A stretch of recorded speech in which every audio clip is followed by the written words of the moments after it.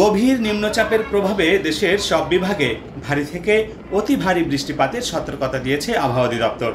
একই সঙ্গে ভূমিধসের শঙ্কার কথাও জানানো হয়েছে। সোমবার সন্ধ্যায় আবহাওয়াবিদ মোহাম্মদ ওমর ফারুক স্বাক্ষরিত এক বিজ্ঞপ্তিতে এ তথ্য জানানো হয়।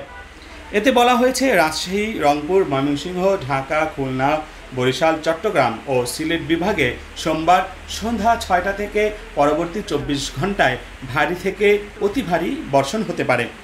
ভারী বর্ষণের কারণে চট্টগ্রাম বিভাগের পাহাড়ি এলাকায় কোথাও কোথাও ভূমিধসের শঙ্কার কথাও জানানো হয়েছে।